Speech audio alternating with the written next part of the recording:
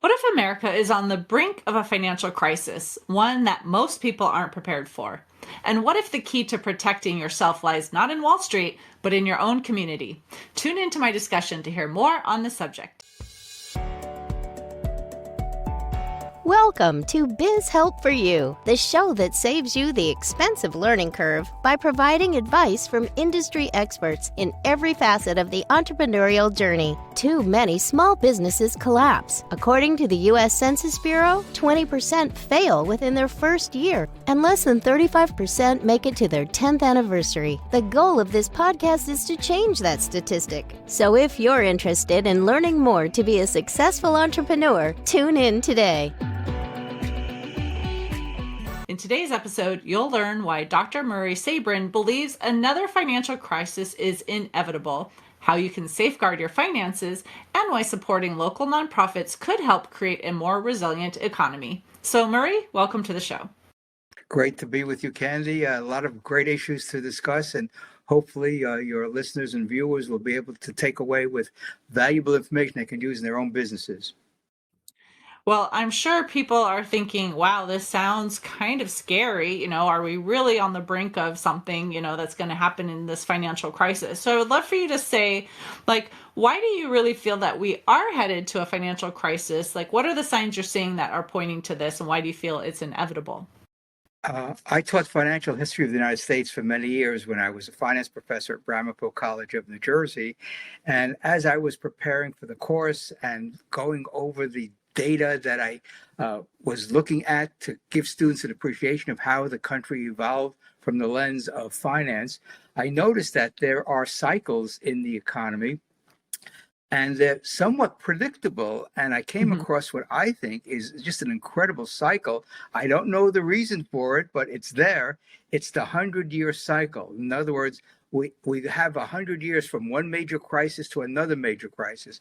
And when I showed this to my students, they were really interested because if we look at 100 years from the last major financial crisis, 1929, 100 years from 1929 is 2029. That doesn't guarantee there will be a major financial crisis in 2029, whether it happens a year earlier or a year later or 2 years later. It means that you should be preparing now for what may be a major financial crisis in the general economy, in the financial markets.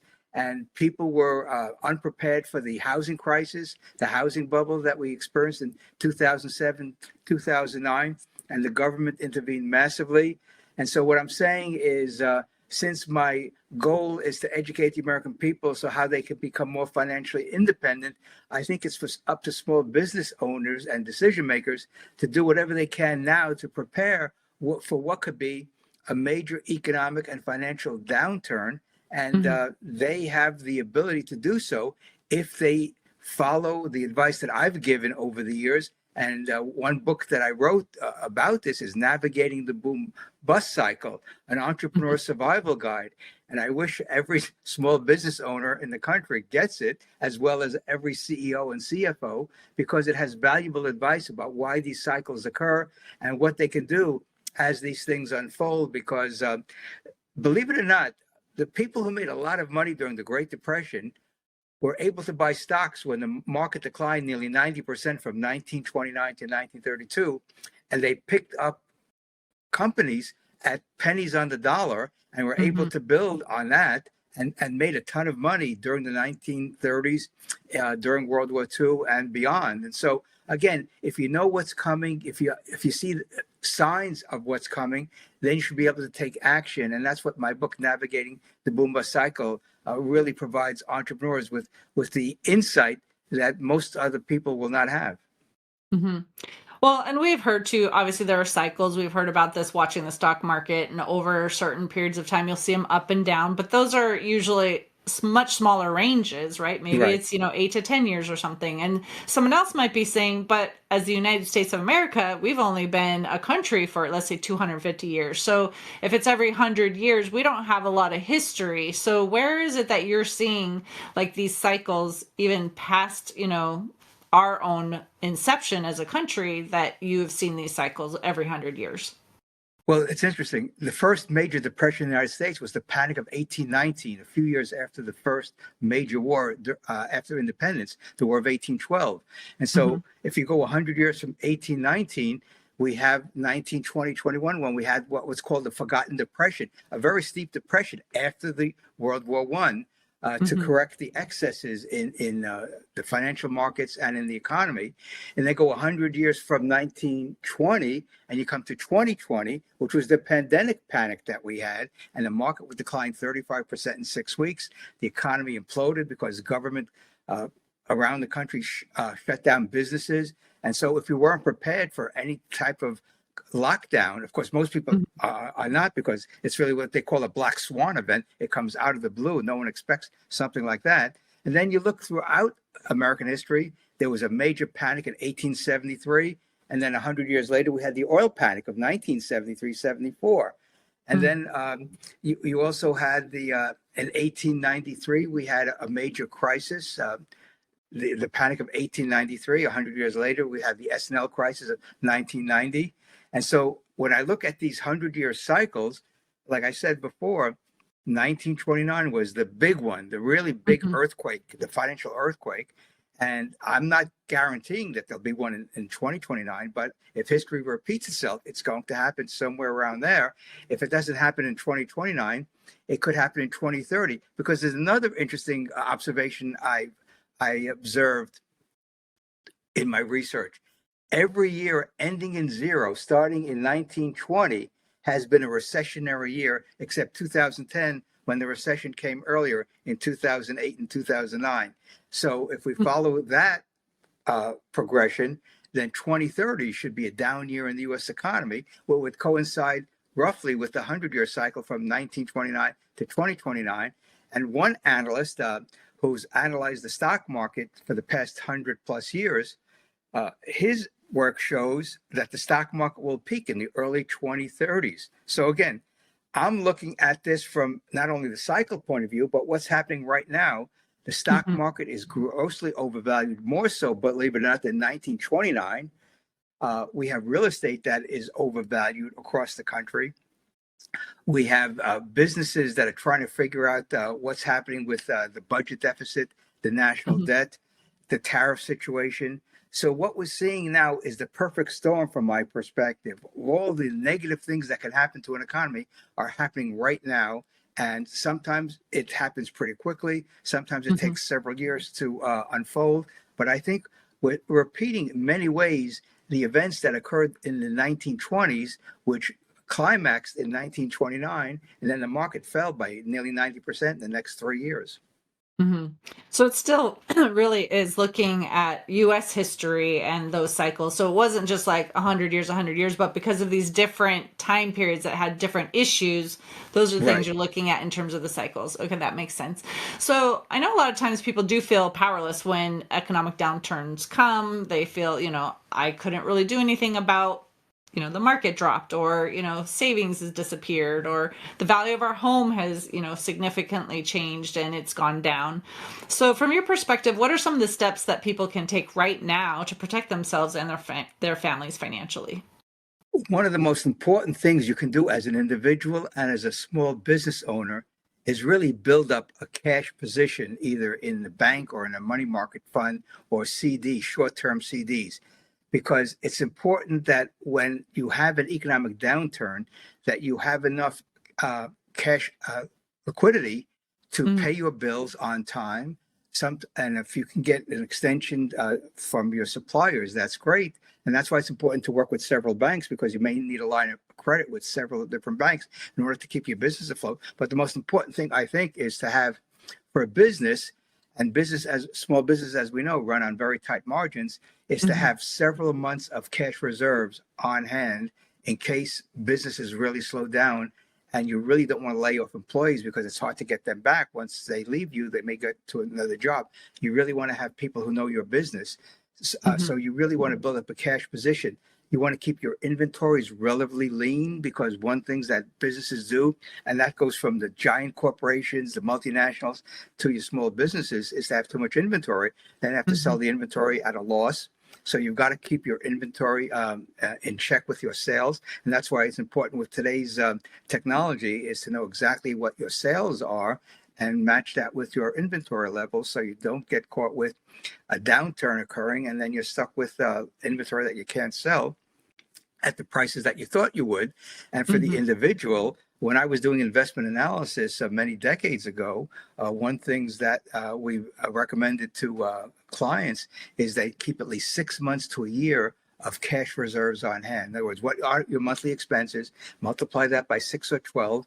In case you get laid off, if you're a freelancer, in case your businesses dry up, you've got something to fall back on if you don't have income coming in.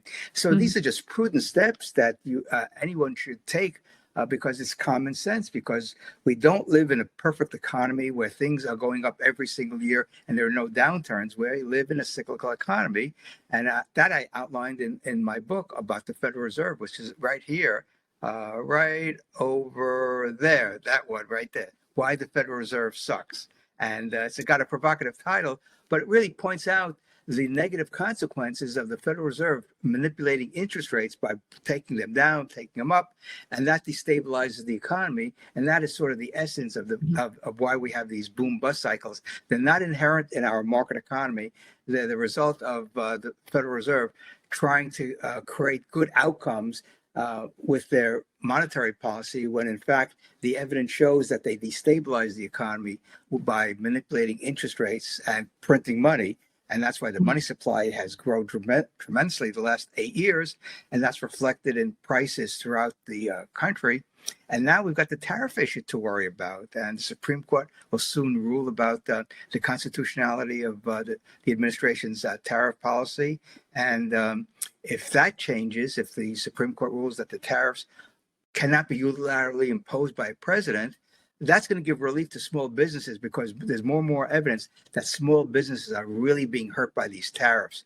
Big Mhm. businesses can absorb some of these tariffs, and there's more evidence that businesses are not passing the tariffs along to their customers, or at least not the whole extent of the tariffs, because they know consumers will balk at paying higher prices, because Yeah. consumers don't have unlimited funds. They only have a certain amount of income they can spend every month. And so if tariffs go up, that means the cost to the importers go up. And therefore, what do the importers do, the retailers do, in order to make sure that their customers are not priced out of the market? And that's the challenge for every business when costs go up, is what do you Mhm. do if you're a restaurant and your costs are going up? Do you raise prices, or do you absorb some of those price increases? And that's the challenge of being in business. And unfortunately, the people in Washington don't really appreciate the tremendous work it takes to run a successful business. And they think profits are sort of automatic, when we know they're Mhm. not. You have to really work hard to be a profitable business in this country. Right. I've often said it would be really nice if one of the things you had to have done before you are in Congress, or, president or something too, is actually having run a business, so you understand. Because especially a small business, right? Because a lot of Yeah. times legislation is passed thinking of like, oh, the big corporate America, they have all these profits, we're going to do XYZ, but then not realizing the impact on the small business and how hard it is, for them to maintain, being successful and profitable. So I agree with you on that one. And I was also thinking, while you were talking about the reserves, a lot of times people will say, oh, well, you're foolish if you have money sitting in a bank account making 0.1, or Mm. if you're lucky, 0.1%, sometimes it's 0.001, whatever interest, right? You're losing a lot of times because of the cost of things going up, that you have less buying power. Yet I also agree you do need to have reserves. I mean, that was even proven not that long ago when COVID hit and people didn't have money available and they were really struggling. Where is that balance of, yes, you want to make sure that you're not losing buying power by having money in an account that really isn't earning anything extra, yet having the cash available so when those challenges do come up, you can pay your bills and, buy the groceries and all the things that you need to do. Well, this is the soul searching, if you will. A part of life is doing sound financial planning, and no matter Mhm. what your income level is, because you need to prepare for any eventuality. And Mhm. again, a lot of these eventualities may not materialize, but the point is, cash is an asset. Most people don't look at it as an asset, but Mhm. it's a very important asset of your portfolio, of your financial well-being. And you just need to discipline yourself and shop wisely. I mean, I'm Mhm. price sensitive after all these years as a consumer, and there's a Publix is our supermarket chain here in Southeast uh, United States. And every week they have a 2-for-1 sale of many different items. And if there are items that we purchase, we load up on the 2-for-1 sale because you're Mhm. saving 50%. So Right. that's a return on your money right away. And if you've got a Sure. family of 4 or 5, that's a lot of savings over the course of a year. We're Mhm. also Costco members, so you get money back if you shop at Costco, and they have their sales every month. So, from an individual family perspective, you really have to be a wise shopper these days. And some people are going to the thrift shops and they're just cutting back on things that they may find extravagant, like the extra Mhm. Starbucks or other chain that they go to, whether you're spending $5, $10 a day, $15 a day on these items. If you cut Mhm. back a little bit, that adds up over the course of a year. So again, Right. tweaking your individual buying habits, saving for your 401k or your IRA is critical, because young people have 40, 50 years of investing. And I showed my students when we did the time value of money in the corporate finance class how they could become multimillionaires by just investing in the stock market over 40, 50 years. And again, it takes discipline. Put away Mhm. the 10% or more in your IRA or 401k. And if you get a match from your company, some companies match 100%. So you're getting 100% return right away. If you put away $1 and the company matches a Mhm. dollar, that's 100% return without worrying about the stock market.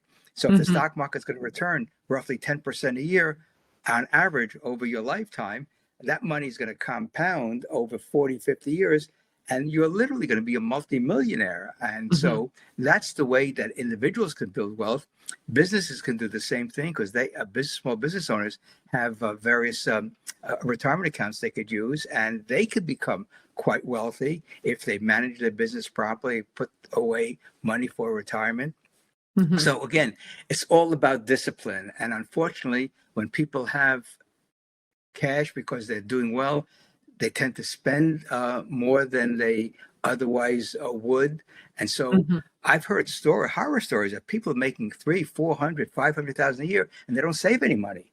And Mhm. so when you have that sort of mindset, it's basically shame on you for not really Right. providing for your future. And that's really something that you have to learn as a youngster. And I learned that as a youngster, seeing my parents work and save and not earning a lot of money, and they were able to live quite well in when they retired. Mhm. Well, a little while earlier too, you talked about, the Federal Reserve and the issues with that and interest rates and things too. And I know that you feel that there are dangers of government overreach, right? And we need to have economic freedom. So how do you see the issues of like the government overreach tying into financial challenges that you foresee coming up in the near future? Well, here we are in supposedly a good economy, and the federal government just finished its fiscal year, September 30th, and they had a $1.7 trillion deficit. The national debt went to $38 trillion. Mhm. The federal government is spending over $1 trillion a year on interest on the national debt. Just a mind-boggling number. Most people can't wrap their head around it, because who deals in trillions, let alone billions or multi-millions? Mhm. The federal government's finances are a mess. If it was a private entity, it would be in Chapter 11. But the reason that Right. the federal government can continue to do what it's doing is that the dollar is the world's reserve currency. So there's a demand for dollars around the world. Countries that have done the same thing as the United States is doing now have gone belly up, whether it's Germany after World War I, whether it's Argentina in most recent history, Brazil, other countries that have had financial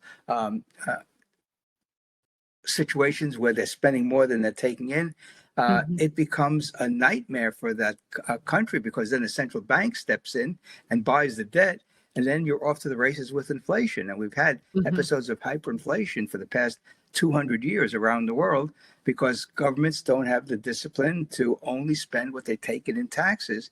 And that's the challenge that they have in Washington. And unfortunately, Mhm. no one's really addressing the issue. That's why I created the MAFI movement, MAFI USA.com is to educate the public about the need to be financially independent. And a lot of things that we need to do are probably not going to be done through legislation. That's why we need to promote the concept of thrift, of saving, Mhm. of investing. And these are things that I embraced as a young person. And when I retired 5 years ago, I had a substantial retirement account. So again, Mhm. it's not rocket science, as they say, Candy. It's just a matter of doing what's important for the future. And incredibly, too many people don't think about the next 30, 40, 50 years. They just Right. look at the short term. And that's basically what our politicians do. They look at the next budget, look at the next election, and they don't look strategically at what the country's going to look like over the next 10, 20 years. And the way the numbers are unfolding, we may have a $50 trillion national debt probably by 2035, 2040. And the question is, what will the country look like if the federal government is going to be spending over $2 trillion a year on interest? Right. It's going to crowd out a lot of the spending that people rely on for their own benefit. That's why we need to be financially independent and not dependent on the government for the necessities of life. Mhm. I agree with that too. And I've recently, even last week, I was talking to someone too about the same topic in terms of government spending. And we were saying, again, as small businesses, at some point, if you don't have enough money coming in to pay for all the things going out, you no longer are operating a business. You have to Yeah. close. But, to have the government just say, well, we're going to raise the debt ceiling again, we're going to do these things. At some point, there's obviously a breaking point. So obviously we should be doing something, but that's where the country is just in so much disarray right now too, because everyone has different opinions on what we should be spending on, where should we be cutting, and if you're cutting here, people get upset. That's not fair. We're not. So it's going to take a lot of hard work to get that Well, fixed. this is why I've been a critic for the past 50 years since I started writing about this stuff in the 1970s, that people have a false sense of security with Social Security, Medicare, Medicaid, food stamps, Mm-hmm. housing subsidies, student loans. Just go down a list of everything that government does, which, by the way, I think are unconstitutional because there's no authority in the Constitution for all these spending programs. And so Mm-hmm. that's why we need to take control. The nonprofit sector is there to provide social services that people need help, whether it's food banks, Habitat for Humanity, or other great nonprofits around the country that are doing wonderful work. Here in Naples, Florida, where I live, there is Mm-hmm. a neighborhood health clinic. It takes no taxpayer dollars. It's all voluntary contributions, and they're expanding because there's a need in the community to help people with low incomes. This is the template for the rest of the country, where the wealthiest people can create them and the local people can support them. And I have an open letter on my Substack at murraysabrin.substack.com to Bill Gates and other billionaires around the country. They literally can get rid of the Medicaid budget, which is Mm-hmm. $900 billion of federal and state spending. And we could have the voluntary sector, which will do all the things that government thinks it can do well, when the evidence is that it just perpetuates the problem rather than Mm-hmm. solving the problem. Mm-hmm. Well, and you touched on nonprofits. That was going to be my next question, because in the intro, I even said we were going to talk about nonprofits and how they could play a role in helping, with this financial instability. So I would love for you to maybe touch on a little bit more. How Sure. can these local organizations actually realistically contribute to this resilience during a crisis? Well, that's why I advocate if you go to MAFIUSA.com, I talk about what needs to be done. If we get rid of the income tax, both individual and corporate, people will have more resources to support the nonprofits, because people support nonprofits not because they need money, but the nonprofits, but because they're doing great work. And so you Mm-hmm. have these nonprofits around the country that are stellar organizations, and they can go to Charity Navigator and read up about these napprofits and find out the ones in your community that do great work. We have Habitat for Humanity here. We have the Neighborhood Health Center. We have the Harry Chapin Food Bank. We have all these wonderful nonprofits just here in Collier County that are Mm-hmm. doing great work. So people need to find out what's going on in their neighborhoods, in their communities, and see which ones they can support, either through dollars or through volunteering their time. But in the meantime, we need the federal government, which is a hard sell, is to really reduce the burden on the American people and businesses, Hmm. because businesses provide food and clothing and other things, in-kind contributions, medicine, to nonprofits. So we need to step that up. The American people are the most generous people in the history of civilization. They Hmm. really step up to the plate. Whenever there's a natural disaster, the American people step up like no other people around the world, because it's really part of the American DNA of community help. The mutual aid societies, as they were called before the Great Depression, they provided everything: unemployment insurance, medical care, you name it, they provided it. And the Hmm. Great Depression changed the culture of America to where people look to Washington to solve their local problems. And that, I think, is the challenge we have in this country, is to go back to the original American way of doing things, which is a free enterprise economy, so the entrepreneurs can do what they do best, and the nonprofit sector to do what they do best, which is provide social services to the American people. Hmm.